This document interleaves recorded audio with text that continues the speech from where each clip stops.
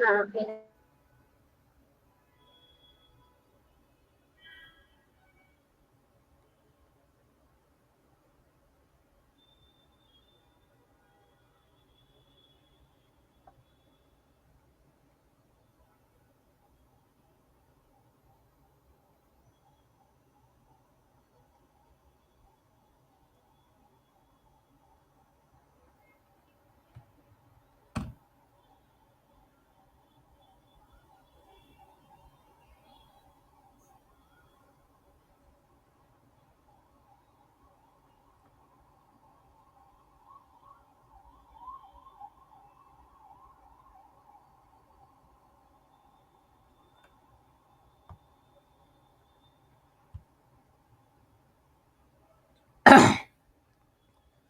Okay, good evening, guys.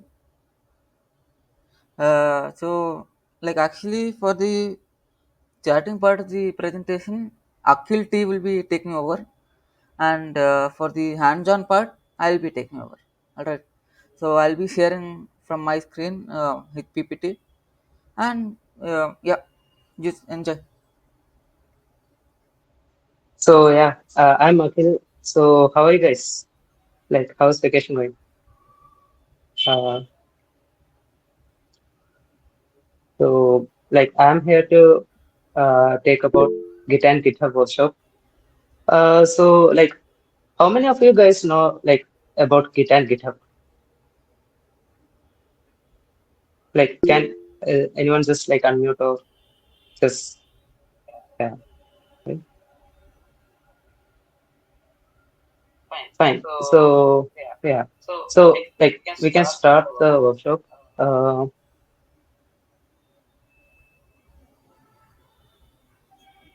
and can you just yeah?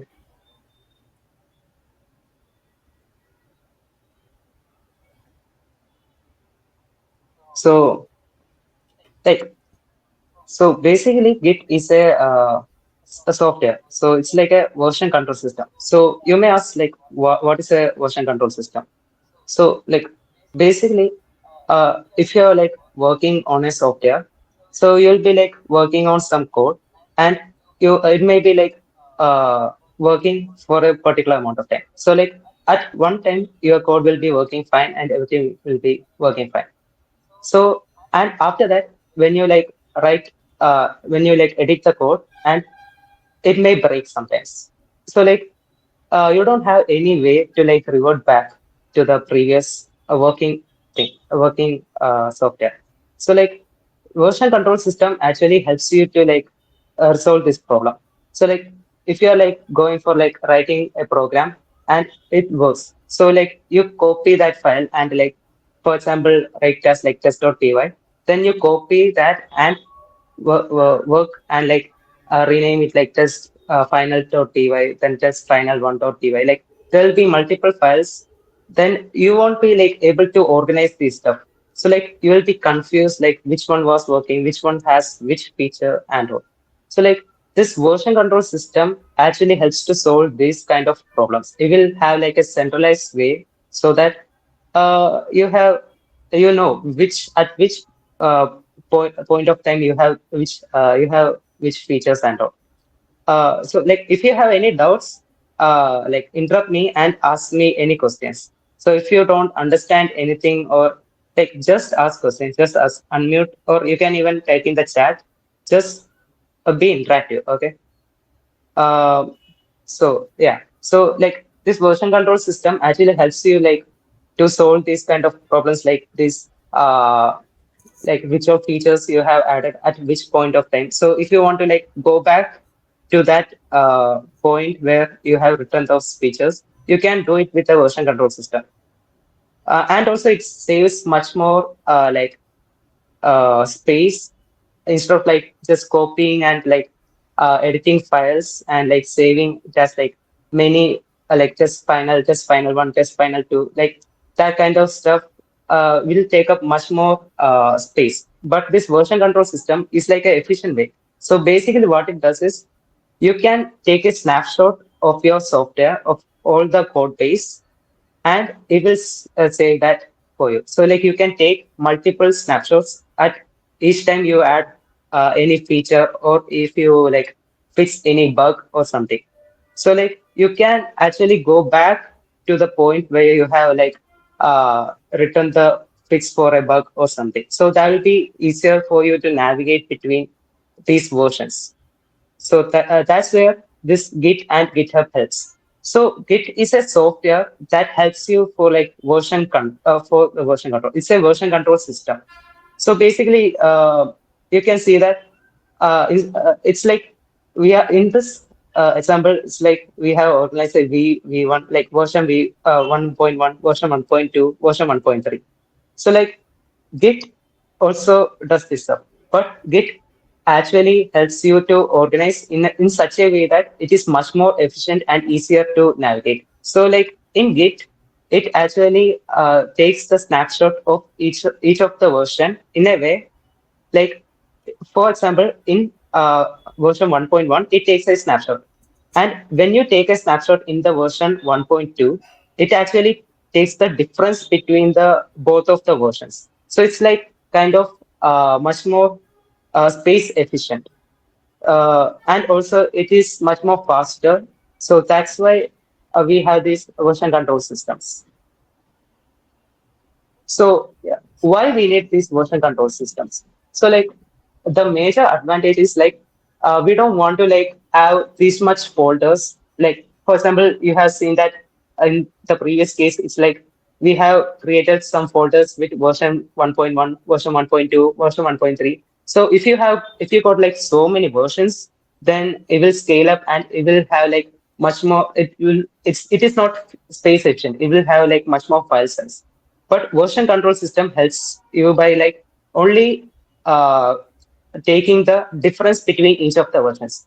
So that is much more space efficient. So it can scale as much as you want, and also it helps to like collaborate with other people. So like you can work with other people reliably with a version control system. But in this like previous example, you have to like share the code via some other means. And also like if two people, if me, Navneeth or Adish want to work on something, uh, if Adish asks me first, I may be giving one version to Adish, and at a later point of time, if Navneet asks me, I may be giving another version of the software.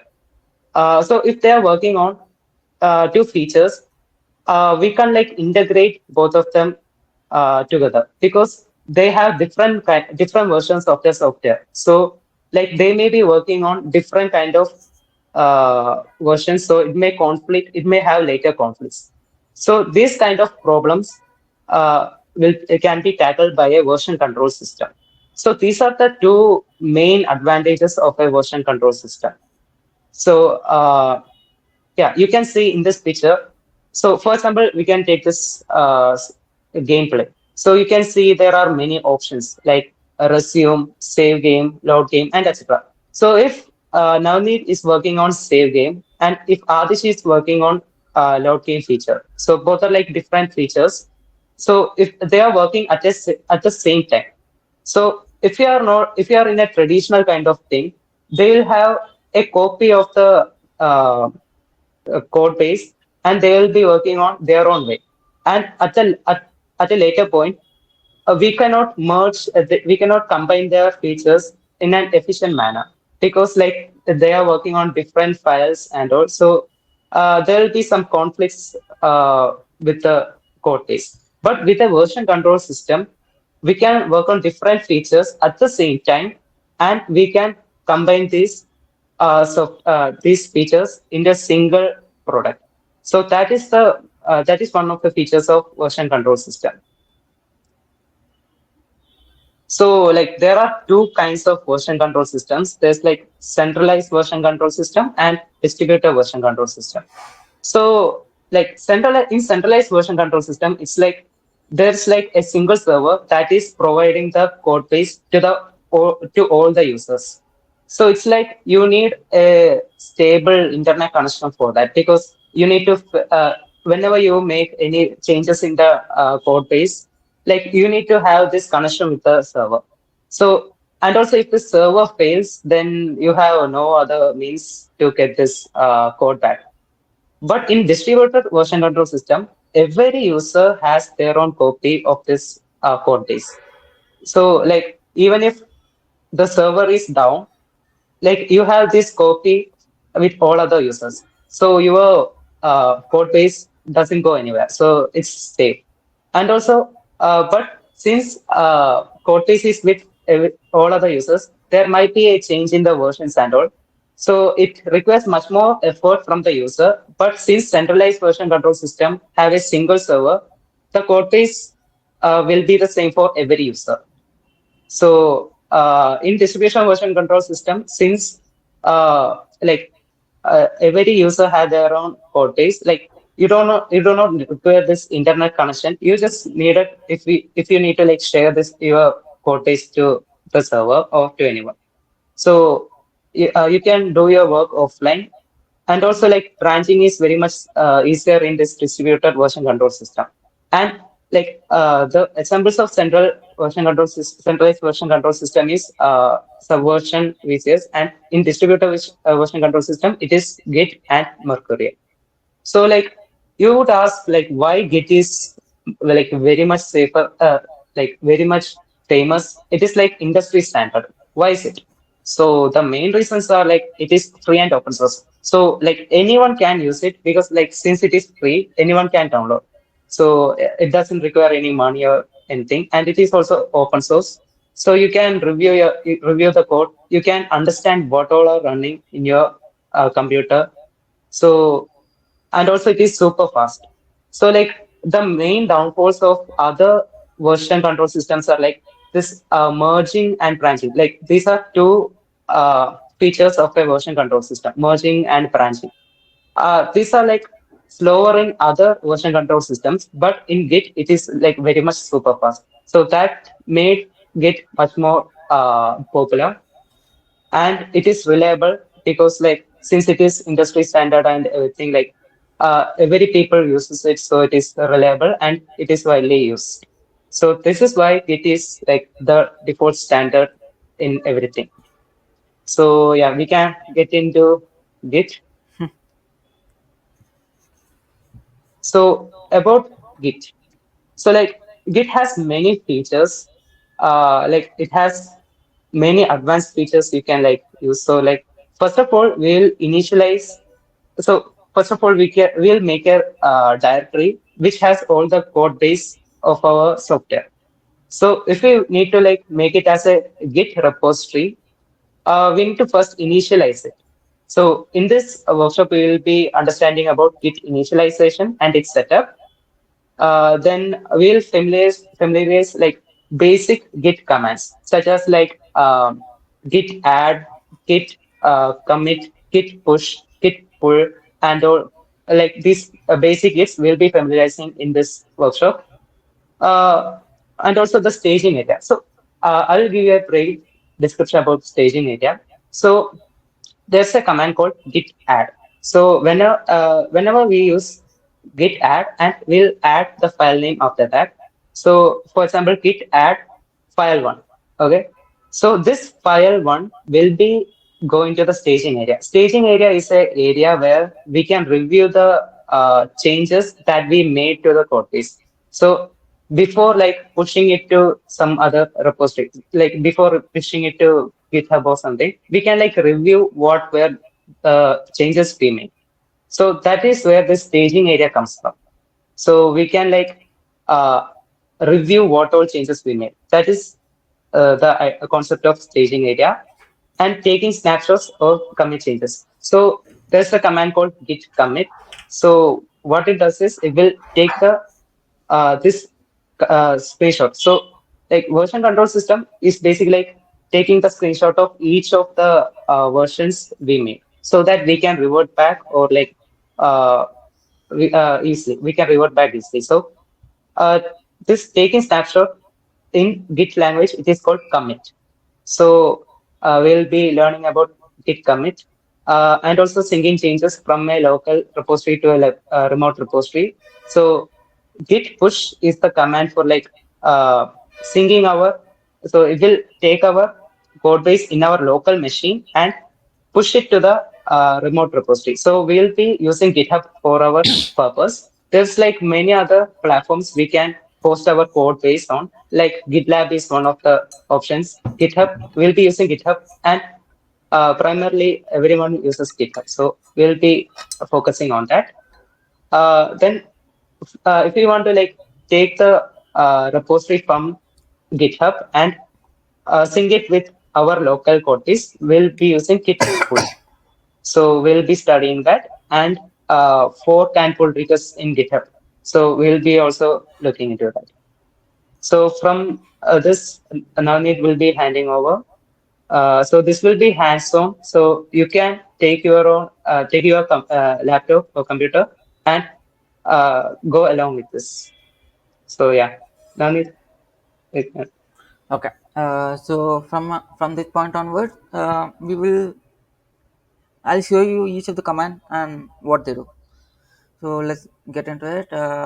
Let me exit this one. Wait, 1 second. Yes. So let me get into it. So here I have a empty folder called git, and as you can see, there is nothing in it, and I am opening a terminal in this particular folder. So you can see that uh, there is nothing in my directory. So as if this is nothing but a simple folder, now we will convert this into a git folder. So by that I mean we will do git init. So like Akhil said, what this does is it informs Git that this becomes a Git repository and it can be connected to a local I mean remote repository on GitHub, which I will show you shortly. But let's do this and see what happens. So as you can see, it created an empty Git repository in our particular folder, and it created a .git folder. So this is actually a hidden folder. So if you enable hidden item, you will be able to see this. And the contents of this is not really relevant to us right now. But I guarantee you, this is a very important folder without which none of our operations will work. So let me show you what GitHub itself looks like. So as you can see, this is my GitHub profile, and what this entails is you have a repository tab, and you have a project tab, then you have a packages tab, and there. So let's get into the repositories part. So as you can see, I have created several repositories here, and for the sake of this uh, tutorial, I will be creating a separate repository, but that is for the hands-on session. What I would like to show you is whatever commands are there present in Git, so that we can actually use them. So let's go into the.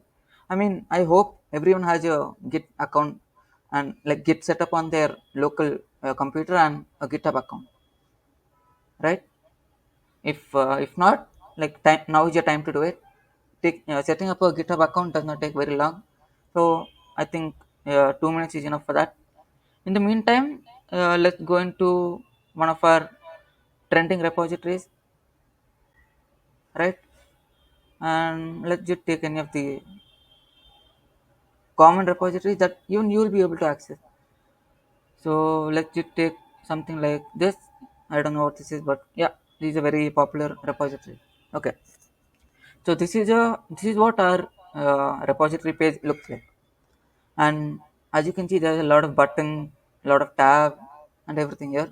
Let me minimize this. So as you can see, uh, how popular it is determined by how many stars it has, and it usually denotes how popular it is and how many people use it, whether it's actually useful to many people.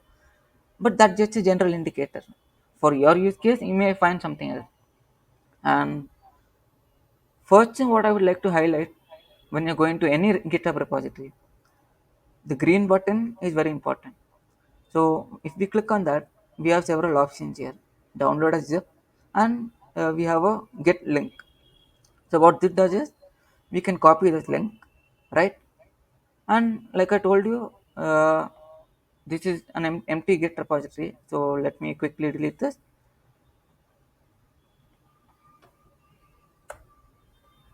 Right. So one of our one of the most important git command that you will be using more than any other command will be a very simple one called git clone and control paste that. So what this essentially does is whatever we saw there, whatever file uh, was hosted on those repositories, we can clone them for our own personal use, whether it be for modifying it or just using it, or maybe making an entirely new copy out of it to push to our own repository. I will get into that, but let's just see what git clone does. So as you can see, all it does is it creates a folder of whatever you pulled, and all the file, I mean literally all the file that you saw over here will be now inside that. So let's get into that. So as you can see, there's a lot of file, and that's basically just copying everything in this particular repository we have into our local copy. So now we have a local copy of it. We can do whatever we want with it, and nobody will know any better, right? So this is one of the command, and let's quickly get into that. Don't worry if none of this makes sense. We will be doing a hands-on session where I will go more slowly. So this is just to show you what Git can do, right? So for your information, let's say Git help. So you can, if you type Git double dash help, you will be able to see a lot of command and basically a help message detailing what all it can do. All right. So like we saw, our first two initial command, git init and git clone. So their description is given, right? Okay. So now we are in a particular git repository because we cloned one and then we got into the folder. So we can see that, if we are in the main branch of it. This has a particular version number 0.1.42 and the repository's name. So like Akhil said, we can organize our files into several versions. So this is the version 0.1.42, which the developers themselves have named it according to their own convention. It means nothing to us, just that I have pulled the latest version, right? And so let's do a simple git log. So git log, what it does is it just gives you whatever the latest commits were. So, like Akhil said, the developers would have made some changes, and each of these changes they have pushed as a separate commit so that we can see we have a commit ID, a very long commit ID, which is specific to Git. It will know what it is and it knows what to do with it. And then we have an author, and then we have a date, and this particular sentence, this particular line amongst all of these is what is relevant to us. So we can see that when we are committing something, we have to also define a message. So this message for our latest three commits for this particular repository will be chore, update, mgp, readme, something on their own file. And likewise, we have a separate commit message here, we have a separate commit message here, and some description based on that, right?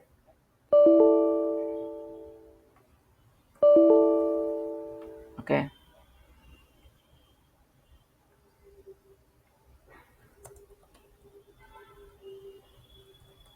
right.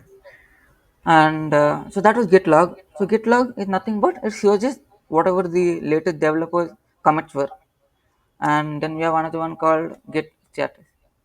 So what this tells us is uh, we are on branch main because uh, we are currently on branch main, and if you actually go back into that, we will see there are 49 different branches. So what this actually means for us is there are 49 different versions of the same program that the developers have deemed necessary to separate them by branches so that they have different features. So you can actually get into each one of them and see what they have done and a lot of stuff. So see, you can see some feature tree. If you get into any of these, they will tell you what features they are adding, what features they wanted to add, right? And of course, we can also get into something like that. Let me Okay, so we have something called COG1426 and git checkout B no COG1426, right. So as you can see here, what git checkout usually does is, uh, if the branch, if that particular branch exists, then it will switch to that. So git checkout in layman term, it means to switch over to a different branch than main. And so we can see that is highlighted here as well, right. So again, we can do the same old thing, git log. So then I have much changes over here. So what this actually means is, they created a separate branch from the main, and then they introduce some changes to it via commit. And there are no clear commit messages, but except the fact that they have kept some layer graph test and added some base layer graph, that's fine. So, and if you wanted to create your own branch for your own personal use, so how you do that is, you type git checkout uh, hyphen b. B stands for new branch, and you can type say Navneeth test, right. So what, so we can see that there are, it actually created a new branch for us and switched it switched to it as well. And if I do get, sorry, right. So if we do git log here, it's the same thing because I checked out from that current branch to my own branch, right. And if I do get status, there is literally nothing to comment because I just created that branch. And yeah, that's it. There is nothing to commit. I have made no changes. So suppose I made some changes. Suppose I made some changes. Let's say uh, we created a, okay, uh, mkdir test cd test. Okay, once.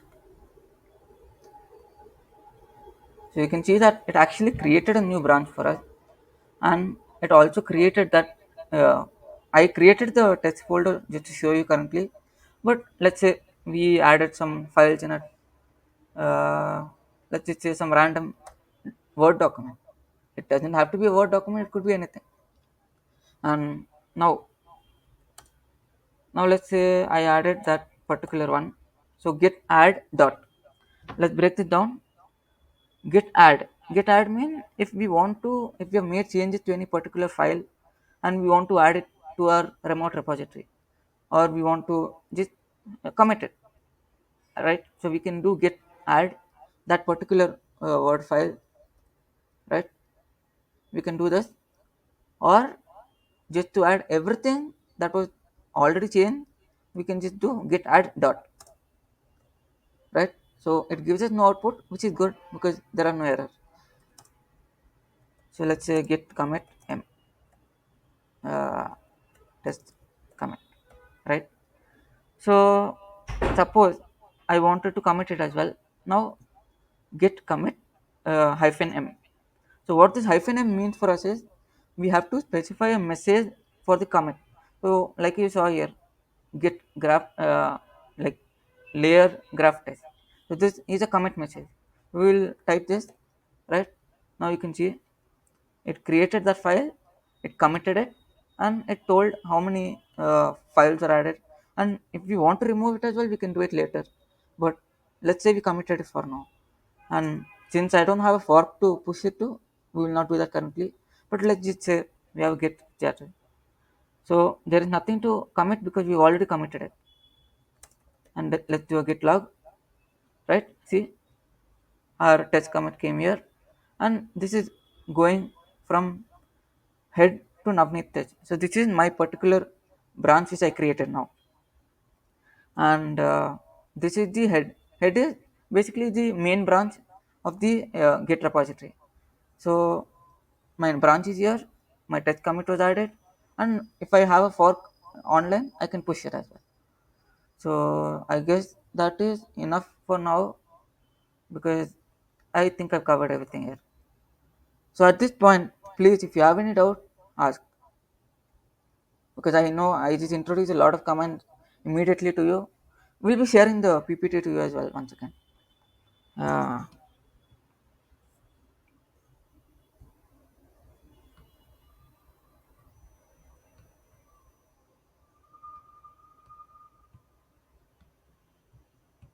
right. And one important difference that I don't think Akhil uh, highlighted was, what is the difference between Git and GitHub? So the difference is, Git is something that we use on our local space to manage our own file, to manage our own branches. But GitHub itself is nothing but a front end to show what we have done, to show what other people have done, so that we can also access it and clone it if required. And that also allows us for an interface to push or pull a fork or create a new fork and propose changes to another developer on their code. So GitHub is an interface just for that. But Git itself is the main tool that is powering all of this. Okay. Okay. I think it was too small, but fine. I think I can zoom in and see now. Is it better now? Okay. So yeah, GitHub is just a front end to see what we've done and what others have done. And Git is the main tool that is powering all of this, all of our changes, all of our pushes, and all of our commits. Okay. Uh, so I guess this is enough for now. And Akhil fortunately has prepared a exercise for us that we can use to understand whatever I just did. If it made no sense to you, time to get a hands on it with it. And one second, I'll I think you can access the link from the PPT in the group, and I'll give you 2 minutes to make your, maybe 5 minutes to make your account. And I guess no one is here, right? That is that left to make their account. Just give a thumbs up if that done already.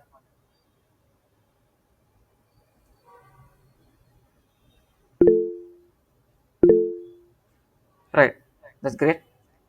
All right, so let's get into that. All right, beautiful.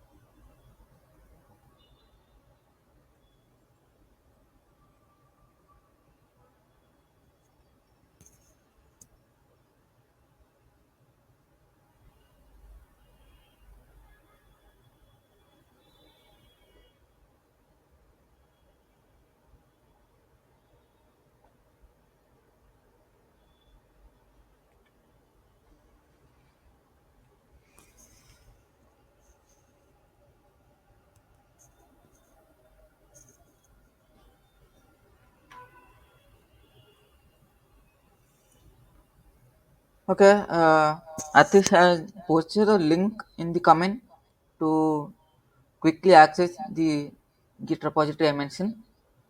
This is for the exercise that we will be doing, the real hands-on exercise.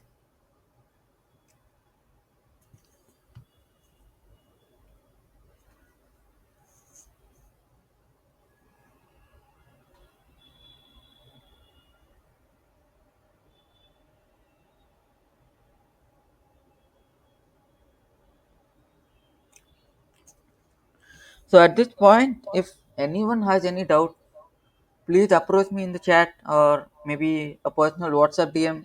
That also work. If you have any issues setting it up, no problem. I'm glad to help. Just approach me in the chat or the DM.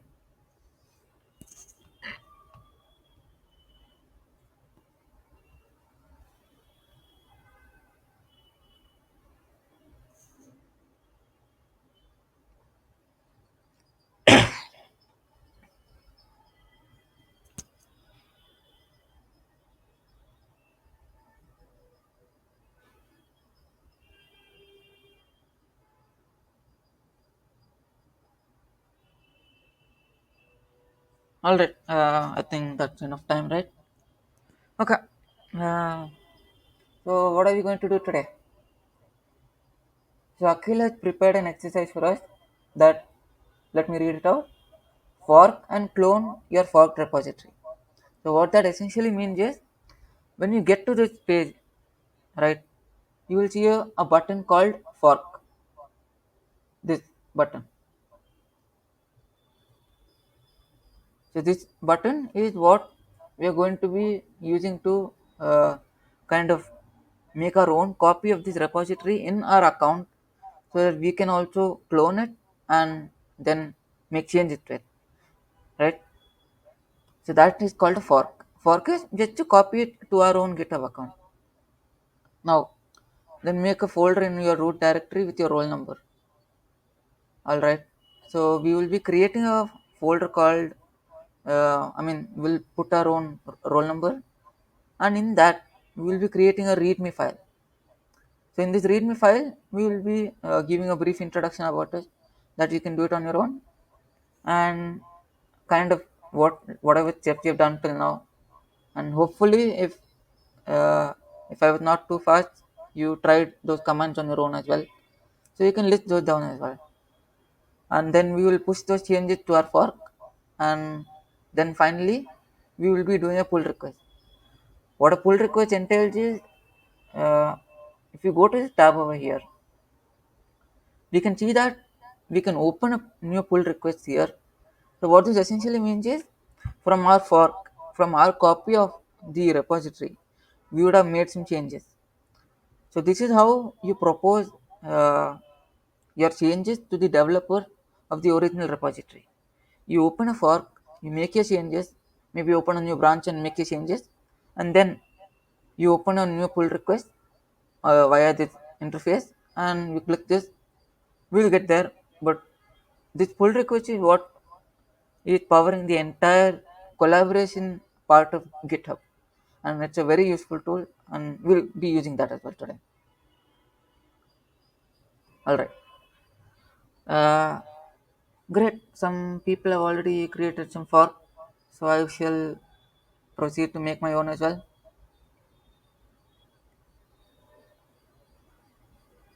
And there we go. We have a fork repository. So if you can see here, we have a fork repository from Akhil, and it tells us what is the original repository and whatever name we gave it.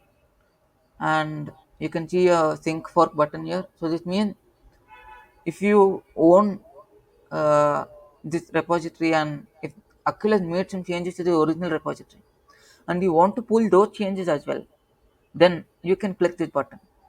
Or else, if you want to propose your changes to him, you can open a new pull request and contribute. So let's get into this. Now, very important step. Please uh, clone your forked repository via this code button and copy the HTTPS link.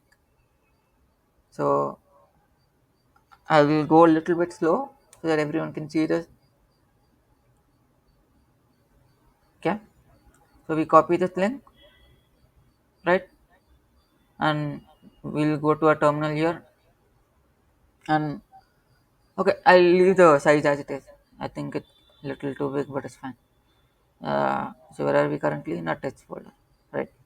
So we will do a git clone, and that particular link we copied from our forked repository, not the original repository, the forked repository. So we will clone this.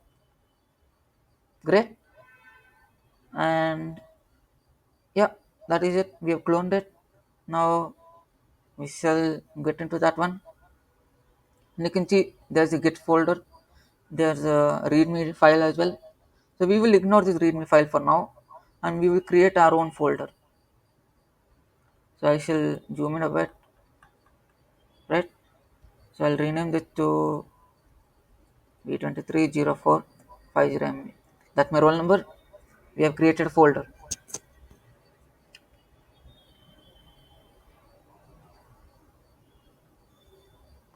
Make your folder. Oh wait, one second. Never mind.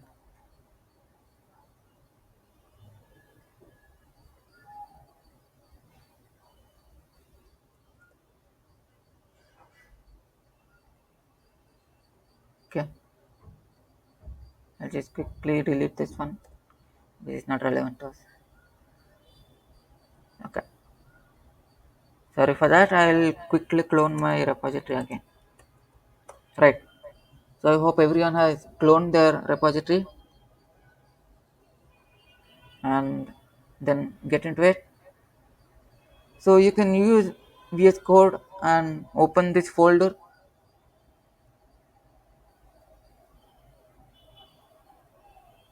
right? So we can see we have a README file here which Akhil had created. You can use any editor, not only VS Code, any editor is fine. Just to create a basic folder and file, that's it. Maybe you can use a normal text editor as well, that's fine. So we'll create a folder here called my roll numbers.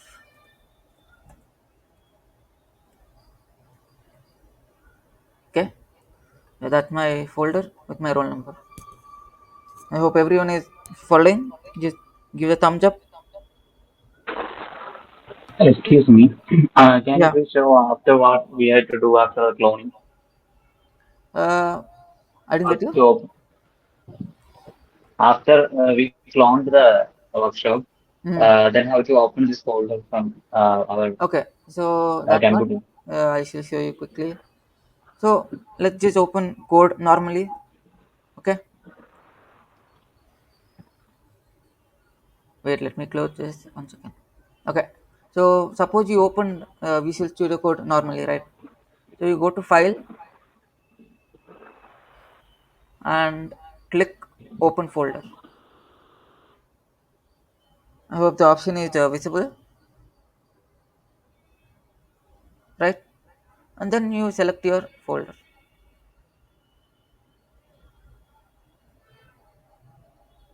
right? Just select that particular folder and select folder. That's it. Is that clear?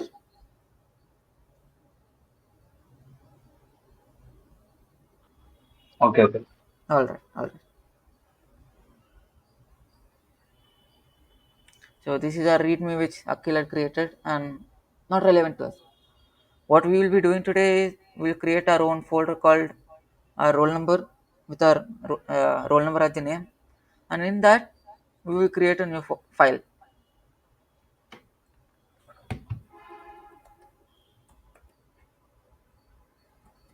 Okay, great. So we have a README file, and as you can see, I have actually installed. Uh, I mean, Visual Studio Code itself should understand that this is a new file for Git because it will recognize it as a Git repository. All right. I hope everyone has gotten this far. Okay. So we will write our command, maybe a basic description of us.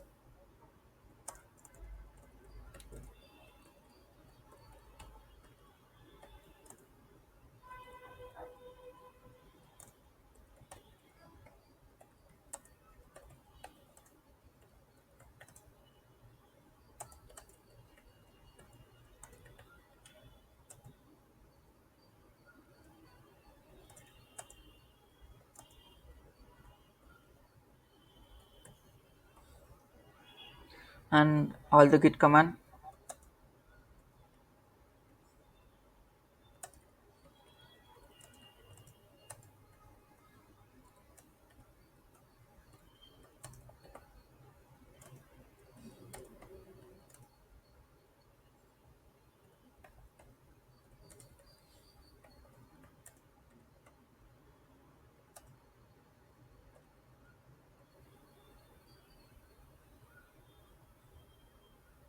All right. I think that is enough.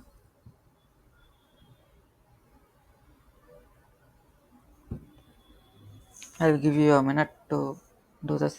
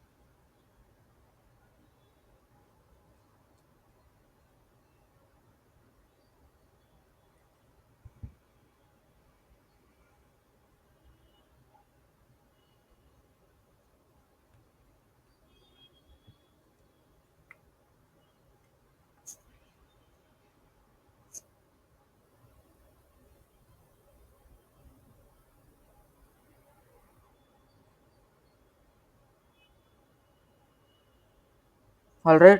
If everyone is done, just give a thumbs up.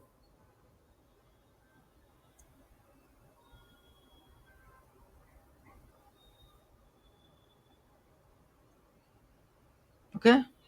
We have a couple of them. How many people are there on this call?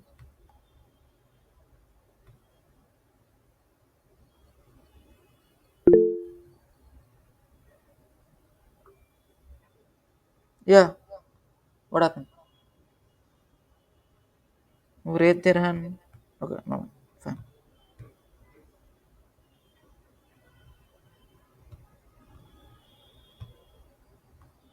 Quite a lot of people. I hope everyone is following.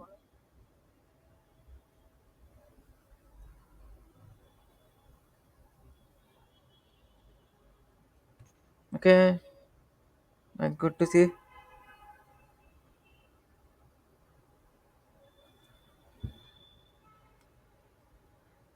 All right. So I shall go back into my terminal. I'll zoom in a bit. Right. Uh,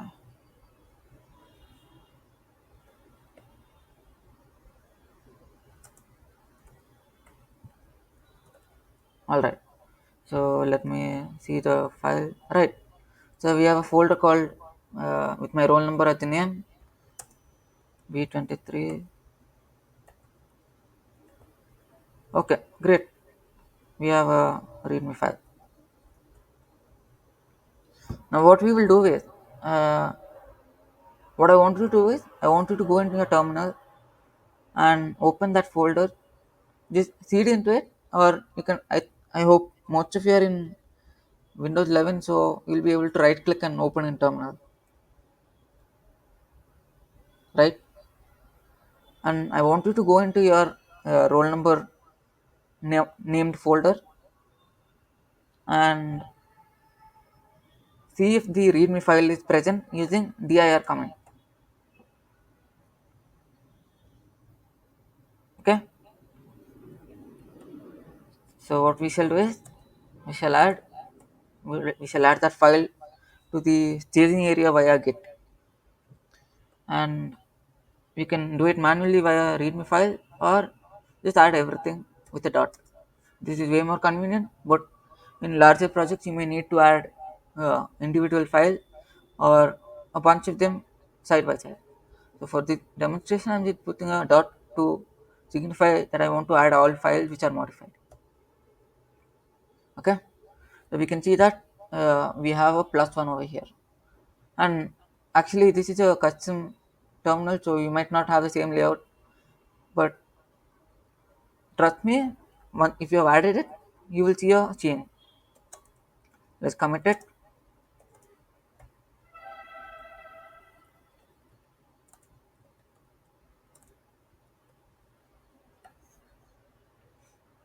Okay, so git commit -m in quote my roll number and readme added. Okay, and we shall commit it. So you can see that it created the file, and I added 10 line, so it tells me that I have 10 insertion, one file change because it never saw that before, and the commit ID. So this random set of numbers and letters that you see is actually a commit ID, which is very useful, but not in our case right now. We will see that later on. So this is it, our commit ID, our file name, and what we have done. Okay, so git commit. Now, one very okay, one second. Okay, so if you type git remote hyphen v, what it tells us is if we have any connection with our online repository, right? So you can see there are two lines here, one is for fetch and one is for push. So what it tells us is we can push our file and we can also pull whatever changes you made. Okay, so we will do a git push origin main. And that is it. You've successfully made your, if you have never handled with Git before, then congrats, you have made your first ever commit and push.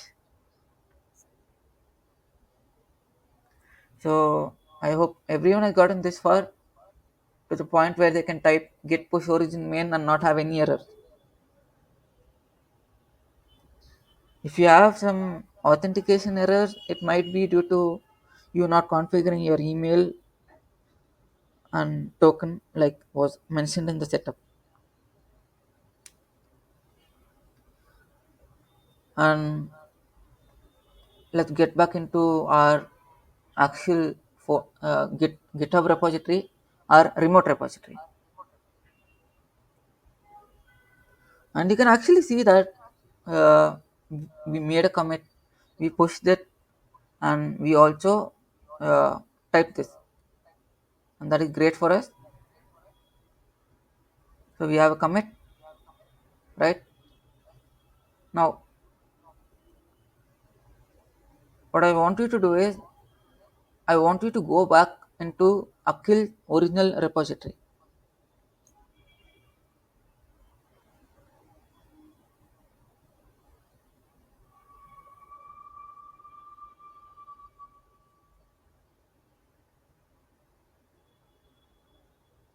So this is Akhil's original repository, and this is my forked repository.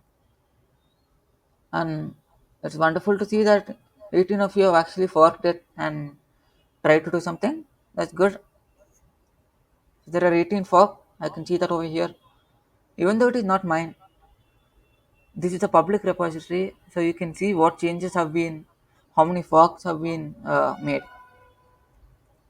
Obviously, you will not be able to see who has done it, but if you have made a fork, you will be able to see that there. Okay, and let's get into the pull requests area. Like I said, we'll be coming back here. We have come back here with a change to make and a change to propose to Akhil's original repository.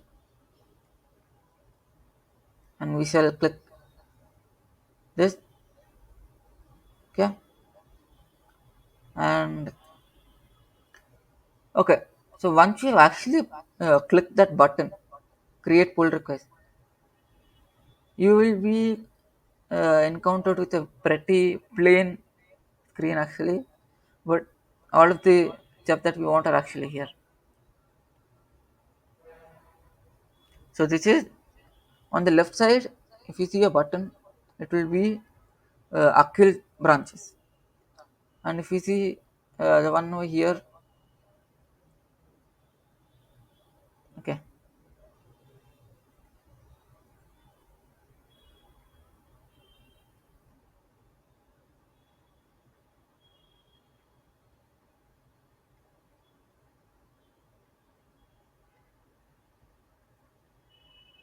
all right,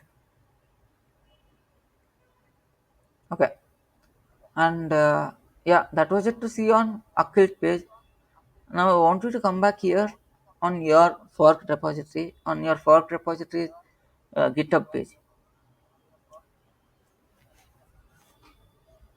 Okay, and now we shall see that there is actually something to contribute, and I hope you can see a open pull request button on your page as well.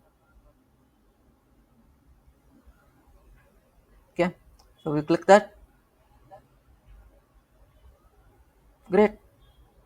Now we have a pull request button page, and I shall walk you through what we're seeing here. So what we're seeing here is on the left side, we are seeing Akhil's page and Akhil branch that we want to merge it to, and then on the right side, the forked repository that we made and our branch, our name, and everything. Okay, and I can actually see many of you guys, so that's wonderful. And we have a title here. If you want, you can add a description here. You can just say that successfully completed Git workshop from RIG. Great. So this is our description or pull request page, and we can finally click create pull request. So if you've gotten this far, let me give you a very big congratulations. You've learned something very useful, and I hope that you'll be using it as well.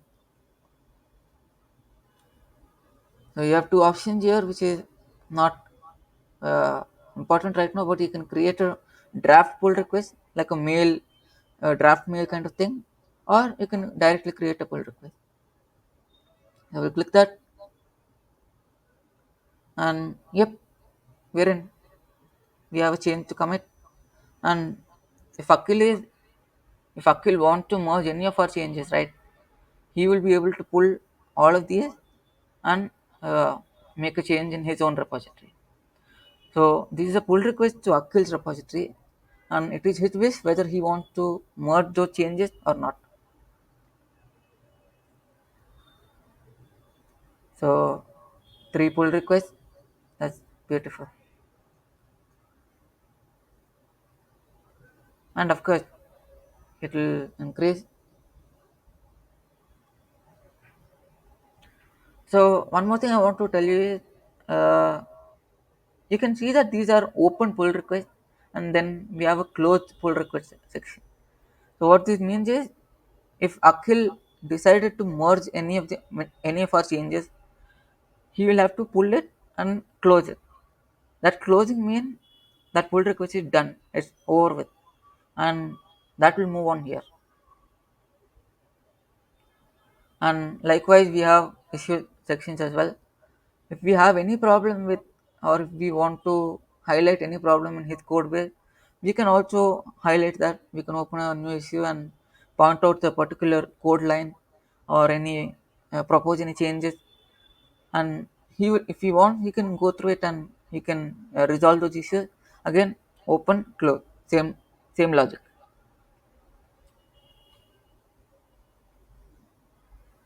So yeah, we have reached the end of it. You have reached the end of our workshop, and if if at all there is any doubt about this, because obviously there was a lot of terminology and commands involved here, and this is new to you as well. You might not see the immediate practicality of this, but I guarantee you, Git is very useful in our lab because we have a lot of project, lot of code bases, and we want to coordinate those code bases efficiently among all our members. And this is one tool that helps us greatly. So I want to remind you that Git is the tool, but GitHub is just an interface. That's it. And if any of you have any problem so far, just let me know, because uh, if you got stuck somewhere or got an error somewhere, please let me know.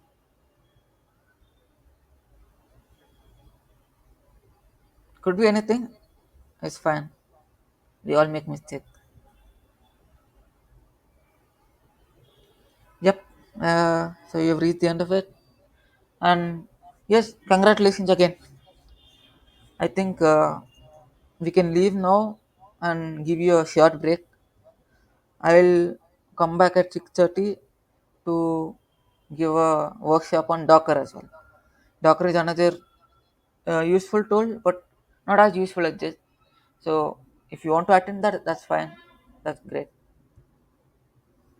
All right. So 6:30, I will see you. Good evening.